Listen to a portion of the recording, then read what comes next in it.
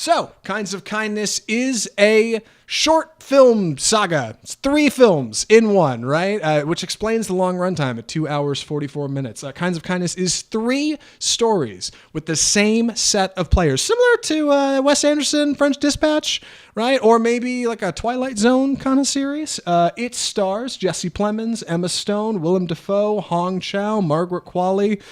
Who else am I missing? Mamadou Ati, Joe Alwyn, and a couple of other key players. And it is kind of a complicated movie. When I figured out I was doing the summary for this one, I was trying to kind of turn over the best way to talk about it, and IMDb's got a loose breakdown for me. In these 3 stories, a man seeks to break free from his predetermined path, a cop questions his wife's demeanor after her return from a supposed drowning, and a woman searches for an extraordinary individual prophesied to become a renowned spiritual guide. I'll talk a little bit more about each one of these stories as we go, but I do want to say off the top that this is a Yorgos Lanthimos feature. It is full of chunky dialogue and really big concepts and wildly triggering events that would be frightening to anybody. This is a hard R-rated film and covers really big ideas that are really scary. Andy and I had a walkout in our theater. It was amazing.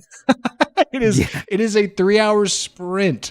My God, it is a film that moves fast. But I do want to talk about kind of the film proper and what we have going on. Off the top, before we get into kind of these individual plot lines, Andy, what did you think of Kinds of Kindness? I wasn't real sure what to expect when I first came into this because the trailers don't give much away. The trailer are all vibes. You just see our cast of characters in different situations.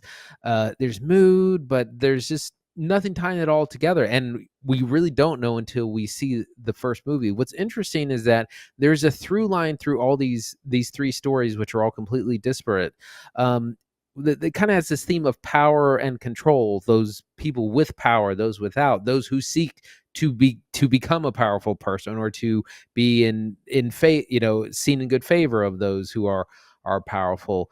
In our first story, we have Jesse Plemons, who's kind of in this corporate job and is under the thumb of Willem Dafoe's character, and who just completely controls his life, every aspect of it. When he wakes up, when he goes to the bathroom, when he eats, how much he's got to weigh. Like it's an absurdist thing. It's all metaphor. And he tries to break out of this. He's like, no, I don't want to be like this. I want to change something about this. But then he suffers kind of consequences of not being in the favor of a very powerful man. And he spends the rest of his time trying to get that favor back. This is, I think, an incredible set of short films. It's got some tough stuff. I saw in a thing there's like 53 content warnings, possible content warnings on this movie. But incredible performances all around. I think it's doing some pretty bold things. Some of the boldest cinema I've seen. Like I said, we had a walkout towards the end. That couple left that didn't come back. That's the kind of stuff I want to see. So I overall like really enjoyed it.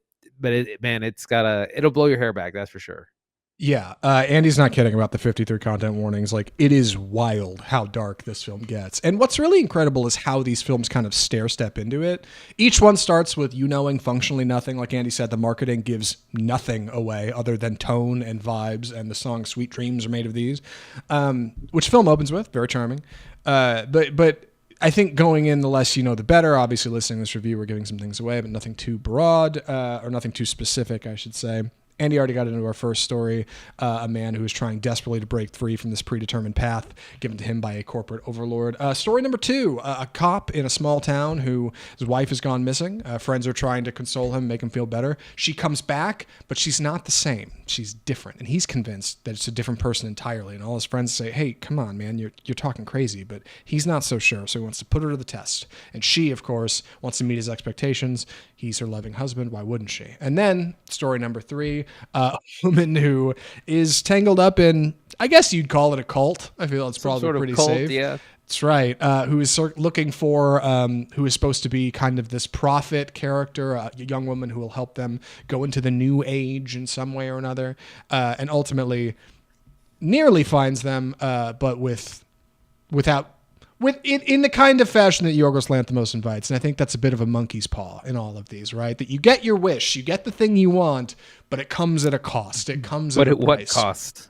Yes, and these are the kinds of kindness. Each one of these stories is expressing a sort of kindness, a sort of something that the world would give you or somebody would give you, but that you ultimately have to be willing to give yourself, right? Whether that be a corporate overlord who gives you money and success and power, but comes at the cost of your autonomy, or a partner who gives you that feeling of comfort and warmth at home, but comes at the exchange of your belief, right? And what you see and your eyes and ears tell you versus what you feel to be true.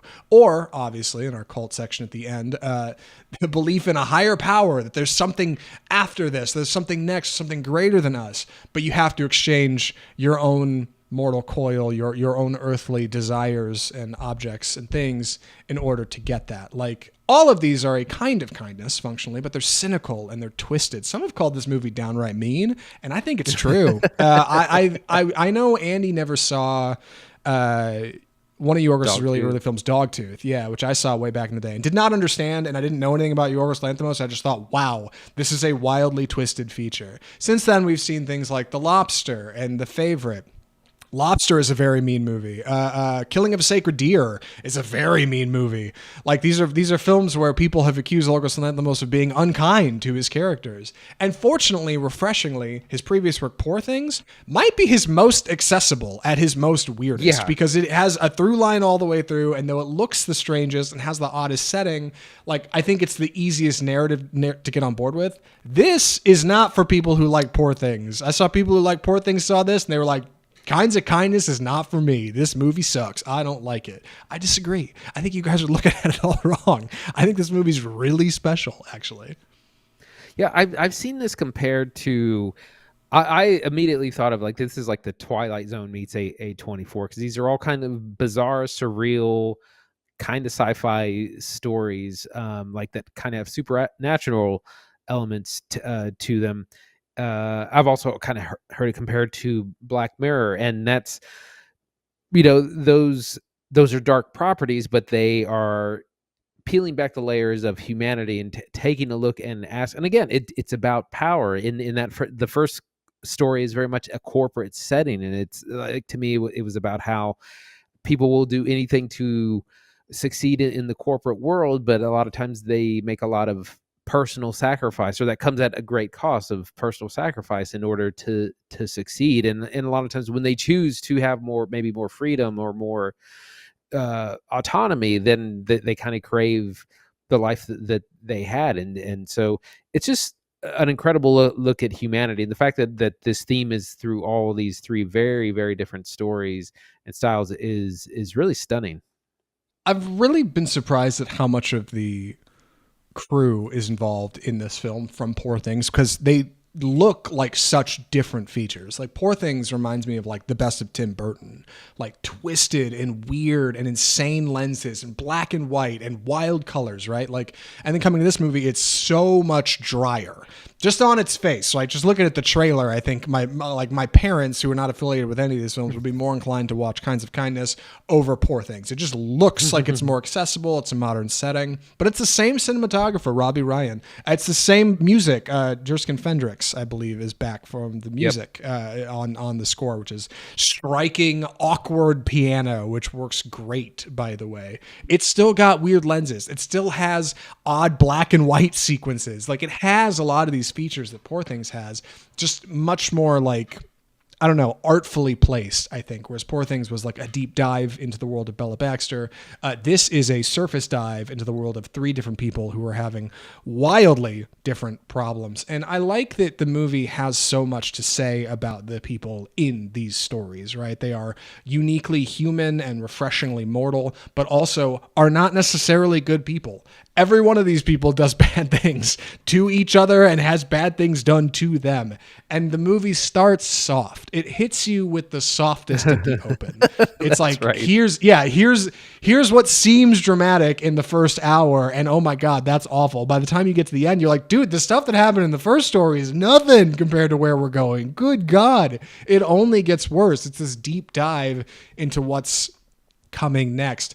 I think watching this movie, I was a little concerned, or knowing what I knew about it before I went in, a little concerned that he didn't just release these 3 shorts like Wes Anderson did on Netflix, right?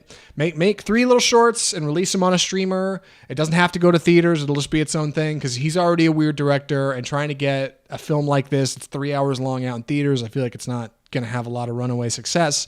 It's weird. People aren't going to be in it. I thought, why not just release the shorts independently, right? Why not just go that way? After having seen the film, it is very obvious why these 3 shorts weren't released independently, because I don't think anybody would get through all 3 of them. It is a bit of a slog emotionally. And so seeing them all together, having them packaged as a full product, and having really clever title cards in them to pull you out of it and let you get off the ride a minute and kind of take a minute between sequences to refresh and kind of get yourself together before we kick into the next one, is perfect tonally. Additionally, having the same cast for all of these in different roles and having similar elements placed throughout, like how one character will reference sports in one story, and in another story, sports is somebody's entire personality. The mention of dogs, raw meat, cannibalism, like a few consistent things that make these stories like uniquely surface level. It's like you're watching a play or an episode of The Twilight Zone or a marionette show. We are not in a real world when we're watching Kinds of Kindness. We are in the world of the theater, but what we are seeing is a series of morals, a series of stories told to us. And I think that's really fascinating. Like it's a really great place to put your audience. Yeah, I wanted to talk about performances. We have this great cast, all of several Oscar winners here. Jesse Plemons is the lead in the first story, and alongside kind of Willem Dafoe, and then he's also the lead in the second story.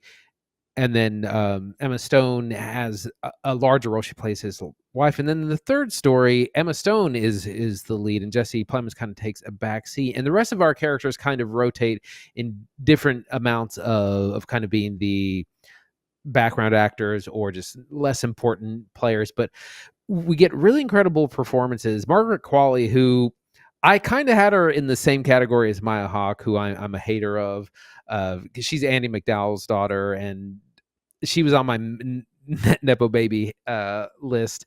But she's actually really good in this. She probably has the smallest role, but she's still excellent in all 3 of these. And I think it's admirable that she's choosing to do the really weird stuff, because she could just easily jump into the Hollywood machine and do more mainstream stuff, but she's choosing to work with a very exciting and out there director.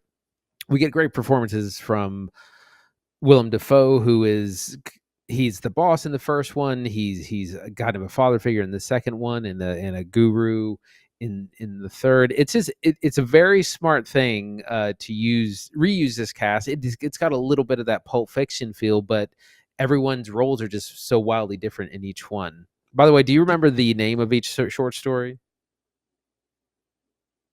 Yes. Yeah, I do. Actually, do you want to say them? I do know. Yes, yeah. The first story is called "The Death of RMF," who we're not real sure who RMF is throughout the whole. The second one is RMF is flying, and the third one is RMF eats a sandwich. So RMF is a bit of a mystery character through all 3 stories. Yes. RMF eats a sandwich. Yeah. A theme that at the beginning just kind of teases you like, what's this?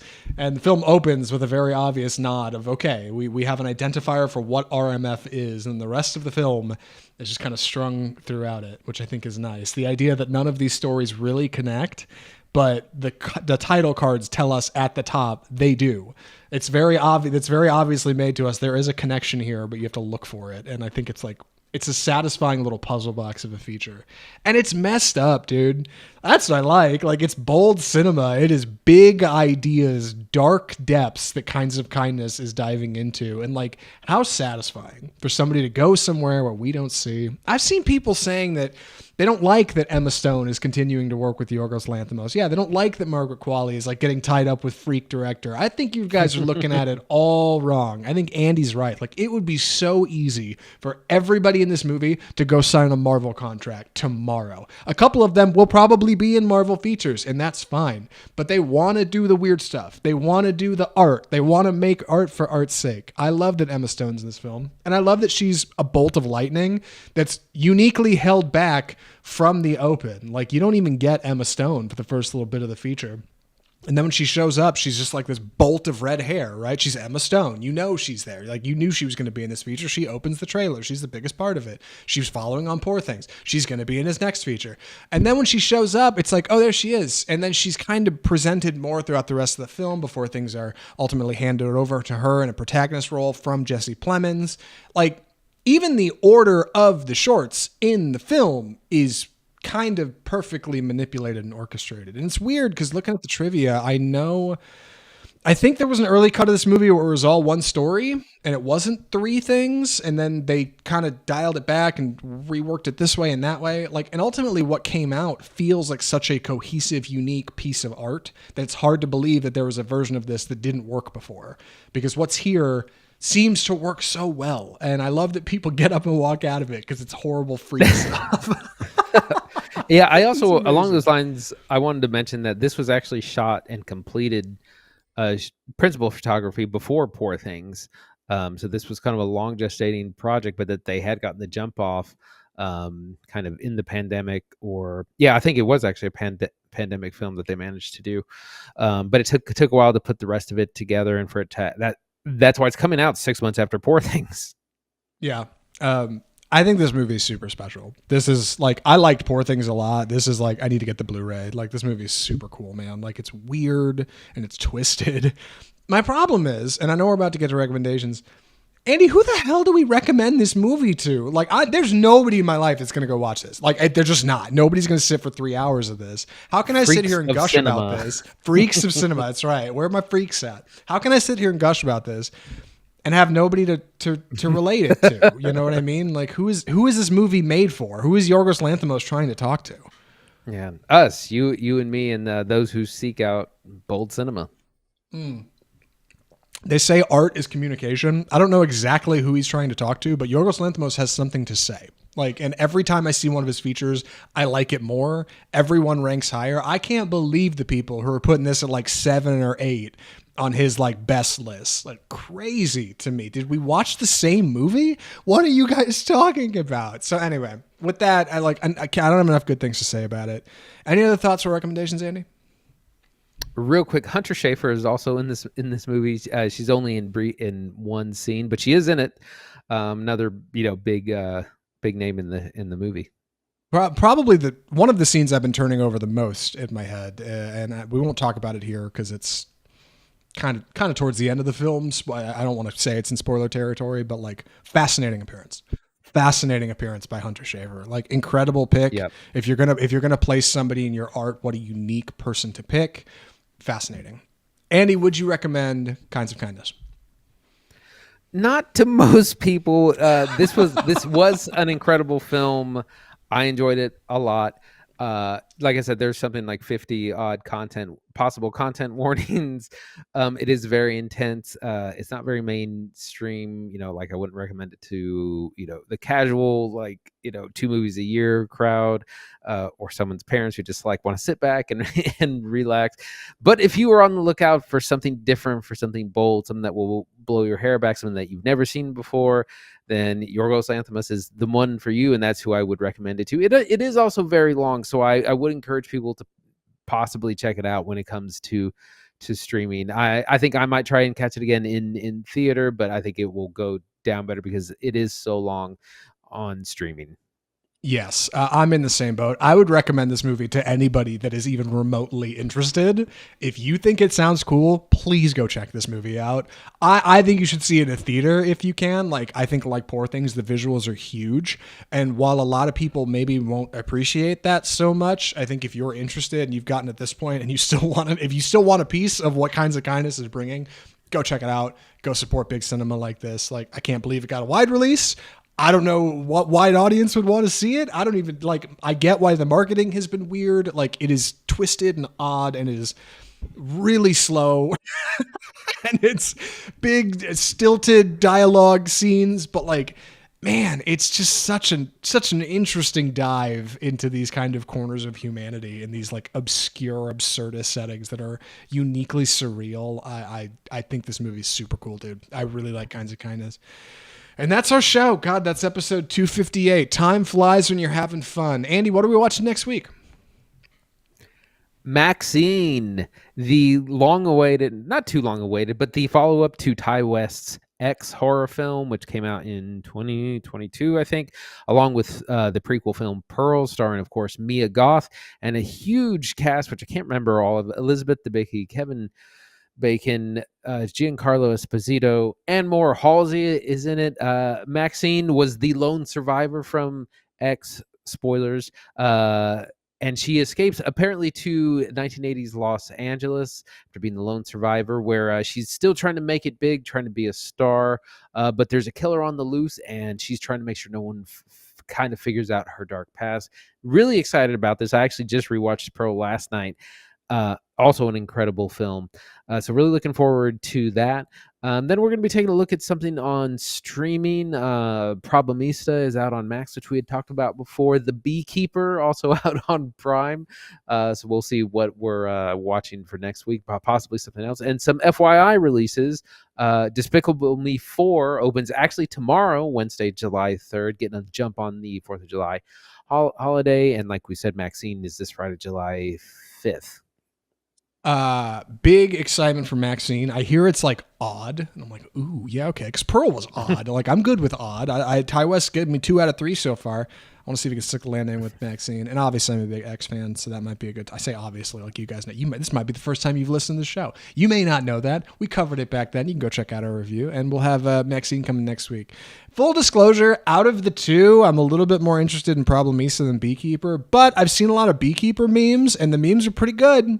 So I think it might be a rip-roaring good time for all I know, right? Like, could just be cynical Jason Statham beating up on crypto bros for 90 minutes, and that's a good time. Who knows? Anything could happen. We'll settle on one of them. We'll cover it next week, next Tuesday, because that's what we do. We do movies every Tuesday on Off Script Film Review. And if it's your first time listening, or maybe your most recent time listening, wherever you're at, we're excited to keep doing the show. We like doing the show. We're going to keep doing it. If you want to support us in any way, the best thing you could do is just subscribe to Off Script Film Review on your favorite podcast outlet, YouTube, wherever you're at, wherever you're watching this right now. Subscribe to the show, and you can keep up with us there. You can also rate and review. That would be a big help. Helps out your local podcasters more than you know. We're on Facebook and Instagram and Twitter, all the usual social media places. You can follow us there, comment. We're on YouTube. Big things going on YouTube. Come check us out over there.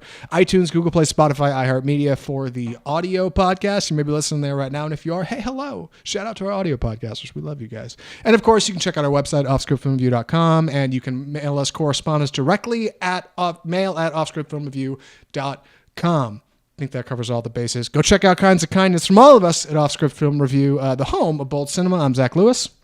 And I'm Dr. Draper. Thanks for watching.